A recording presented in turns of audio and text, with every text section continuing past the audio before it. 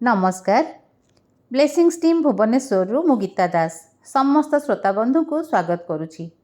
Rukmini and the turning of time the dawn of an era madam देना मैरियम को लिखित यह सुंदर पुस्तकर नवम अध्याय ऑडियो नंबर 34 उपरे आज किछि आलोचना करिबा। चलंतु कहानीटी आगो को बढ़ाइबा।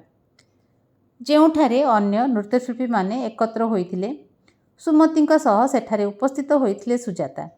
समस्ते माता रुक्मिणी और अन्य अतिथिगणों प्रतीक्षारत थिले। अन्य नृत्यशिल्पी माने सुजाता स्वाभाविक चाली देखि आश्चर्यचकित होइथिले। किछि समय परे सेठारे माता रुक्मिणी उपस्थित होइथिले एवं अर्जुन सहित वार्तालाप व्यस्त थिले। निर्धारित समय वाद्ययंत्र सहित कार्यक्रम आरंभ होगाकू जाउथिला। तेणु अर्जुन उपस्थिति प्रति ध्यान न देई सुजाता निजको माँ दुर्गा भूमिका संपूर्ण निमज्जित रखापी चेष्टा करुथिले। अतीत माँ दुर्गा भूमिका से निजको अनेक अस्त्रशस्त्र सुशोभित एक देवी भाव में परिवर्तित करुथिले, जी कि एक शक्तिशाली असुरर उत्पीड़न पृथ्वी माता एवं सेथिरे थिबा समस्त नदी पहाड़ जीवजंतु को रक्षा करने युद्ध क्षेत्र में उपस्थित होउथिले। सेही अभिनय सर्वदा तांका पई जीवंत थिला। किंतु वर्तमान जेतेबेले वाद्ययंत्रर ताल सहित सुजाता निजको प्रस्तुत करथिले तांको मनचक्षुरे महेंद्रर छवि प्रवेश करथिला। सेही समय से महिषासुर सहित नुहे एक पुरातन अपराधी सहित युद्ध करने आरंभ करथिले। नृत्यर ताल सहित अतीथर अप्रीतिकर स्मृति एवं जो माने उद्धव को हत्या करथिले सेमानक प्रति मनरे एक भय अनुभव करुथिले सुजाता।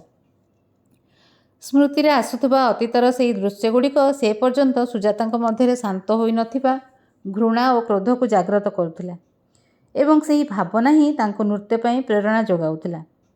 एपरि मने होउथिला हृदय रे सृष्टि होउथबा अग्नि तांको ध्वंस करदेब।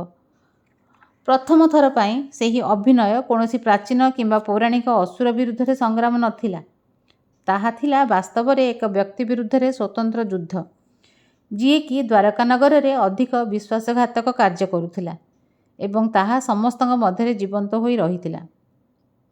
सुजाता पादर छंद थिला अति चंचल। निज हाथ को अति कोमलतार सहित गोटे मुद्रारू आउ एक मुद्रा को परिवर्तित करी द्रुतगति प्रवाहित एक झरणा परी से निज मध्य थिबा सूक्ष्म शक्ति को जागृत करथिले। आखिरे एक चमक सहित सुजाता तांको जीवन को क्षतविक्षत करथिबा राक्षस को आक्रमण करथिले।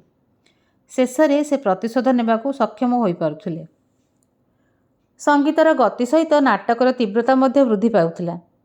नृत्य भूमिका रे सुजाता एपरि मने करुथिले जेपरि महेंद्र द्रुत गति निजको लुचाई गोटे रूपरू आउ एक रूप को परिवर्तित हेउथिले, किंतु सुजाता दृढ़तार सहित तांकर सम्मुखीन हेउथिले। महेंद्रक भयावह कार्यकलाप जनसाधारण हृदय सृष्टि करथिबा अशांति और जंत्रणा सबु किछि सुजाता चेहरा प्रतिफलित होउथिला। महेंद्र प्राणत्याग करी तांको पाद तले पड़िबा पर्यंत सुजाता तांको बारंबार निज अस्त्र रे आघात देउथिले। तापरे देवी भूमिका रे अभिनय करथिबा सुजाता महिषासुर वधर उत्सव पालन निमंते एवं पृथ्वीर पुनः स्थापना स्थलभाग को शांत करी जनसाधारणक पई पुनर्बार आनंद उल्लास आनिबा पई देवता मानकु आवाहन करथिले। जेतेबेले देवतागण पृथ्वी पृष्ठ रे निजर कार्य पई उपस्थित होइथिले देवी माँ नीरवरे स्वर्ग को प्रस्थान करथिले। दर्शक मंडलीर उपस्थिति भूली आउ थरे माँ दुर्गा भूमिका को अति निखुण भाव में अभिनय करथिले सुजाता। सभागृहर उत्साहपूर्ण प्रतिक्रिया सहित सुजाता अति शीघ्र वर्तमान को फेरी आसीथिले।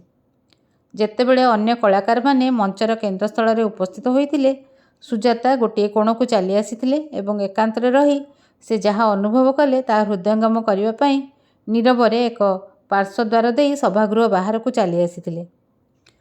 श्वास प्रश्वासर गति तीव्र मन हेउथिला एवं निजको स्वाभाविक स्थिति को आनिबा पई से कष्ट अनुभव करथिले। आश्रय गृह को फेरिबा परे से पद्मपोखरी निकट रे थिबा बगीचारे आश्रय नेइथिले। आज पई एतिकी। श्रोता बंधु को अशेष धन्यवाद एवं कृतज्ञता।